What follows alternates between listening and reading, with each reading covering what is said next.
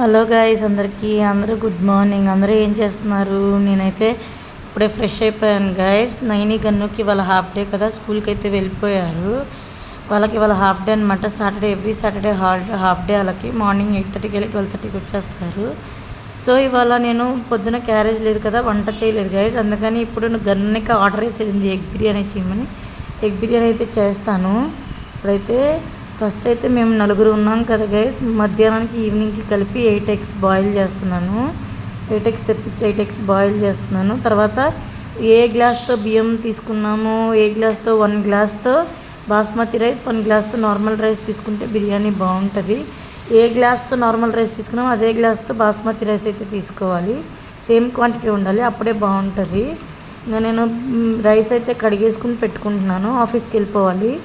నైని వాళ్ళు అయితే స్కూల్ నుంచి వచ్చేసారు. మార్నింగ్ ఎగ్స్ బాయిల్ చేశాను కదా, అవి వాళ్ళిద్దరూ తీస్తున్నారనమాట, ఒలుస్తున్నారు. ఈలోపు నేను ఉల్లిపాయ, పచ్చిమిరపకాయ, బిర్యానీ స్పైసెస్ ఏమేమి కావాలో అవి రెడీ చేసుకుంటాను. నైని అయితే వంట చేయడం స్టార్ట్ చేసేసింది గైస్. ఉల్లిపాయలు కోసి ఇచ్చాను నేనే. తను ఎగ్స్ తీసేసింది. బిర్యానీ ఆకని రెడీ చేసి పెట్టేశాను. ఇప్పుడైతే కళాయి పెట్టుకుని, కళాయిలో ఆయిల్ పోసుకుని, కొంచెం ఆయిల్ అయితే వేసుకుని ఈ ఎగ్స్ అయితే ఫ్రై చేసుకోవాలి ఫస్ట్.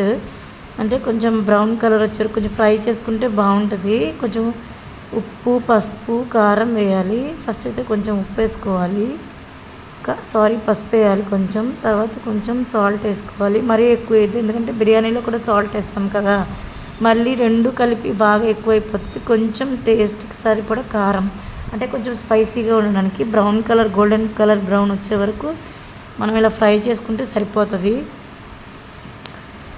ఈలోపు ప్యాన్ పెట్టుకుని 2 స్పూన్స్ గీ వేసుకోవాలి గాయస్. గీ అంటే నెయ్యి.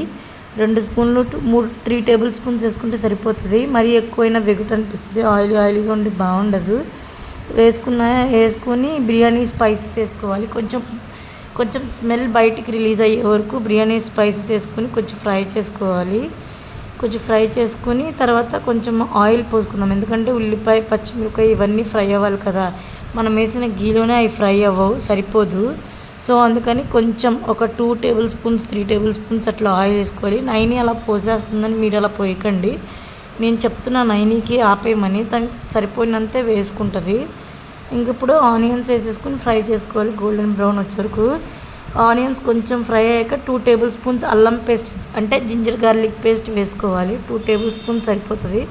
అది కొంచెం పచ్చివాసన పోయేదాకా ఫ్రై చేసుకోవాలి. అయితే నేను ఎగ్ బిర్యానీలో ఒక చిన్ని టమాటో కూడా వేసానండి, బాగుంటుందని వేసాను. టమాటో ఫ్లేవర్ కూడా బాగుంటుంది. సో అందుకని కొంచెం వేసాను. అది మగ్గుతూ ఉండగానే కొంచెం పచ్చివాసన పోయినాక కొంచెం పసుపు, ఉప్పు కొంచెం టేస్ట్ కొంచెం ఇంతకుముందు ఎగ్స్లో వేసాను కదా, మరీ ఎక్కువ వేస్తే తినలేము, ఉప్పుగా ఉంటుంది. కారం కూడా కొంచెం వేసుకోవాలి. కొంచెం వేసుకొని ఫ్రై చేసుకోవాలి మొత్తం కలిసేదాకా. తర్వాత కొంచెం ధనియాల పొడి, కొంచెం చెక్క లవంగ పొడి, అంటే జింజర్ గార్లిక్ పేస్ట్, చెక్క లవంగ పొడి, కొంచెం బిర్యానీ మసాలా, 1 టేబుల్ స్పూన్ బిర్యానీ మసాలా. నేను నైని చేతిలో వేసా, టేబుల్ స్పూన్తో తనకి రావట్లేదని చెప్పి నేను చేస్తా అంటుందని తనకి ఇచ్చాను అనమాట. తర్వాత కొంచెం కర్డ్ వేసా. పుల్లటి కర్డ్ వేస్తే టేస్ట్ బాగుంటుందండి. అప్పటికప్పుడు తోడేసిన కర్డ్ కంటే పుల్లటి కర్డ్ అయితే టేస్ట్ చాలా బాగుంటుంది. తర్వాత ఇటు పక్క ఎగ్స్ అయితే ఫ్రై అయిపోయినాయి.